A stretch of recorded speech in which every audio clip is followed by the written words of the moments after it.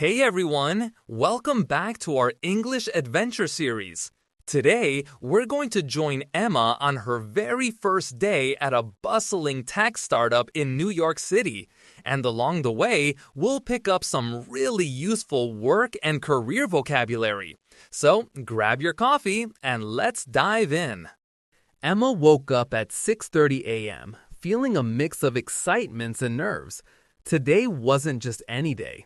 It was her first day at Innotech, a company she had dreamed of joining ever since college. "I hope I can make a good impression," she muttered to herself while brushing her teeth. By 7:15, she was dressed in her business casual outfit. Neat, professional, but comfortable. Business casual, that's the style at her new office. Not too formal like a suit, but still polished enough to look professional. "I like that I don't have to wear a suit every day," she thought, smiling at her reflection. She arrived at the office at 8:45, a few minutes early, and was greeted by her supervisor, Mr. Thompson. "Good morning, Emma. Welcome aboard," he said warmly. Supervisor, that's the person who oversees your work and guides you when you're learning. Emma felt a little nervous, but she smiled and said, "Thank you. I'm excited to get started." Her first task was attending the team meeting. Everyone gathered around a large table, laptops open, coffee cups in hand. The meeting started with updates on current projects and ended with assigning tasks for the day. Assigning tasks, that's when your manager tells you what you need to do. Emma noted that she would be handling the client presentation slides first. During the meeting, someone mentioned a deadline. Emma scribbled the word in her notebook. Deadline. It's the specific date or time by which a task needs to be finished. "Okay, the client presentation is due by Friday," she reminded herself. She made a mental note to prioritize that work. After the meeting, Emma went to her desk and logged into her email. There was a message from her colleague, Jason, saying he'd collaborate with her on the presentation. Collaborate. That's when you work together with someone on a project. "Perfect. I love teamwork," she thought, typing a reply. "Thanks, Jason. Looking forward to collaborating with you on this." Around mid-morning, Emma attended a brainstorming session with her team. Brainstorming, that's when everyone shares ideas freely to come up with solutions or creative concepts. "Let's think outside the box," Jason said. Emma pitched an idea for a more interactive slide design, and her team nodded approvingly.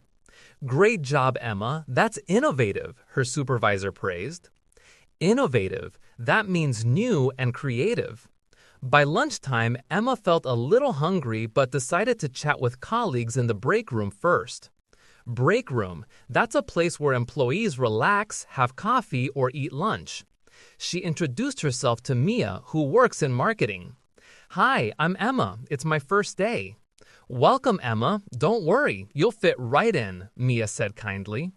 After lunch, Emma had to submit a report on last week's client interactions. Submit.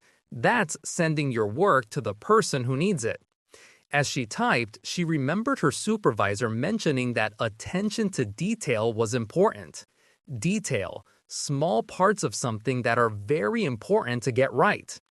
"Okay, double-check the numbers and make sure the formatting is perfect," she whispered to herself. At around 3 p.m., there was a sudden email requesting an urgent revision for a marketing campaign. Urgent. That means it needs immediate attention. Emma's heart raced. "All right, focus," she told herself. She worked efficiently, and within an hour, the revised slides were ready. Feeling accomplished, she sent them off with a polite note. "Please see the updated slides for your review." Later in the afternoon, Emma had a one-on-one meeting with her supervisor. One-on-one meeting. It's a private meeting between an employee and their manager to discuss progress, goals, or feedback. "Emma, your first day went very well. I'm impressed by your initiative," Mr. Thompson said. Initiative. That's taking action on your own without being told. Emma felt proud and nodded, thinking, I'll keep showing initiative every day.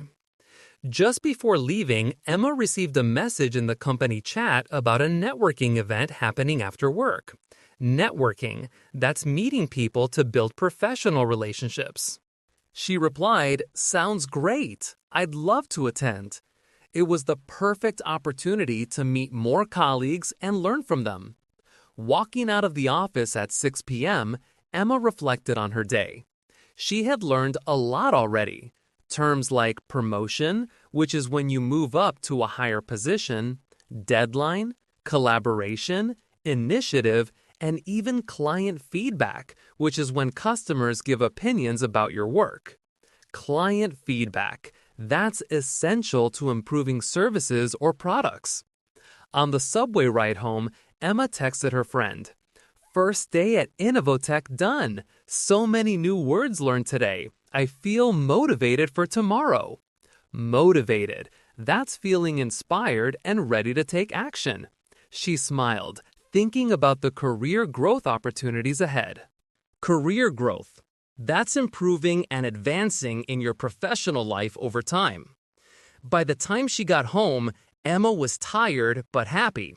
She had met her team, learned the office routines, and picked up new professional vocabulary naturally through experience. She made herself a cup of tea and reflected. I can already see that learning English at work doesn't have to be boring. Every conversation, every email, every meeting is a chance to grow, not just professionally, but linguistically too. Before going to bed, Emma jotted down all the new words she had encountered today in her notebook: business casual, supervisor, team meeting, assigned tasks, deadline, collaborate, brainstorming, innovative, break room, submit, detail, urgent, one-on-one meeting, initiative, networking, promotion, client feedback, motivated, career growth. She read them over once, whispering each word in context. If I use these tomorrow, I'll sound confident and professional. As she drifted off to sleep, Emma felt ready for whatever challenges her second day would bring. And that, my friends, is exactly how you can pick up professional vocabulary naturally, by living it, talking it, and using it in your own adventures at work. Welcome back, everyone. After joining Emma on her first exciting day at Innovotech, today we're going to follow Liam, a young architect, on his journey through a busy design firm in London. Along the way, we'll pick up more professional vocabulary you can use in your career adventures. Liam arrived at Horizon Designs at 9 a.m., his laptop bag slung over his shoulder and a sketchbook in hand. Today, he was working on an architectural project for a new community center. Architectural project, that's a design plan for buildings or spaces. He took a deep breath, thinking, this project is going to challenge me, but I'm ready. His first stop was the reception area, where Sarah greeted him with a friendly smile. Reception area, that's where visitors check in and staff often start their day. "Morning, Liam. You're all set for your first client briefing," she said. Liam nodded, feeling a mix of excitement and nervousness. The client briefing started promptly at 9:30 a.m. Client briefing. That's a meeting where you discuss project requirements with the customer. Liam listened carefully as the clients described their vision for the community center. Lots of natural light, flexible spaces, and an eco-friendly design. He jotted down notes thinking about how to prioritize tasks for the day. Prioritize tasks. That's deciding which jobs are most important and need attention first. During the meeting, one of the clients asked about the feasibility of adding a rooftop garden. Feasibility. That means whether something is possible or practical. Liam explained the costs and structural considerations. "This sounds doable," the client said. "We'll just need some adjustments." After the meeting, Liam returned to his desk, opened his project management software, and started assigning milestones for each stage of the project. Milestones.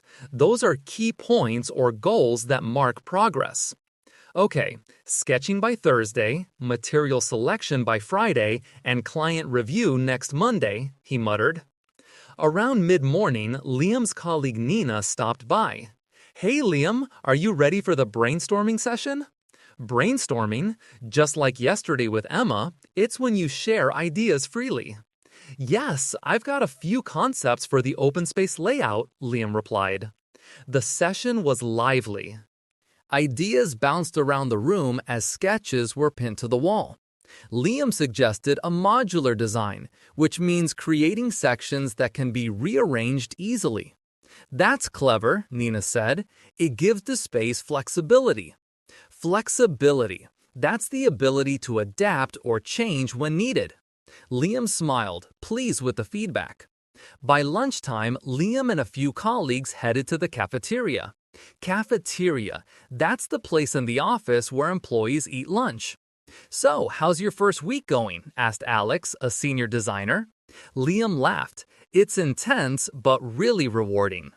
I'm learning a lot, especially new vocabulary. After lunch, Liam had to present his concept to the design director, Miss Patel. Present. That's showing your work to others, often with explanation. Good morning, Miss Patel. Here's my concept for the community center, Liam said, showing his sketches. Miss Patel nodded, impressed. Your vision is clear. Just remember to include budget estimates in your next draft. Budget estimates. That's calculating how much the project will cost. In the afternoon, Liam encountered a small setback. Setback. That's a problem or delay in progress. One of the materials he planned to use was on back order. I need an alternative, he thought.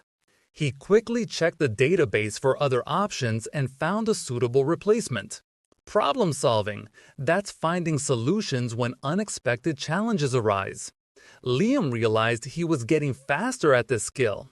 Later, Liam attended a short training session on the latest 3D modeling software. Training session, that's a learning opportunity provided by the company. He followed along, asking questions and taking notes. This will really improve my presentations, he thought. Before leaving, Liam wrote a status update for the project team. Status update? That's letting your team know what has been done and what's next. Today, I finalized sketches, explored modular options, and found alternative materials, he typed. Sending this helped everyone stay informed and on track. As he packed up, Liam reflected on his day. He had learned so many new words, naturally.